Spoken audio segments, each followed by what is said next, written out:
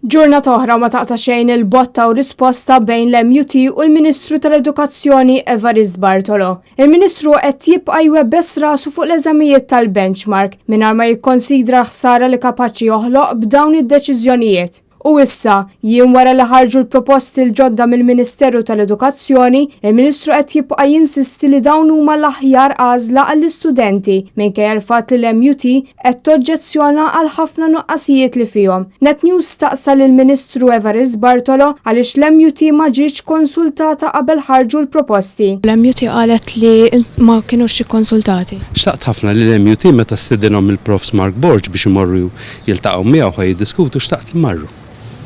Però huma qalu li ma jaqblux ma' d-deċiżjoni, xorta timxi magħha? Nerġa' ngħid jiena xtaqt li ġew jieħdu sehem fid-diskussjoni.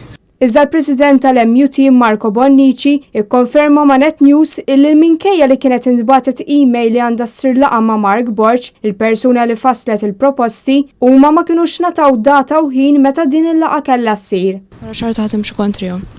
Mhux kwistjoni nimxi kontrihom. Marco Bonnici qalilna li minkejja li kienet intalbet li ssir laqgħa, din il-laqgħa kienet se ssir wara li l-proposti kienu tlestew. Issa jidher li l-pressjoni fuq Evarist Bartolo tant kibret li fl-aħħar sigħat l-MUT irċivew stedina l-laqgħa dwar dawn il-proposti. Propju ftit sigħat wara li Net News ikkonfronta lill-Ministru tal-Edukazzjoni dwar in-nuqqas tiegħu li jinvolvi lill-MUT fid-deċiżjonijiet tal-benchmark.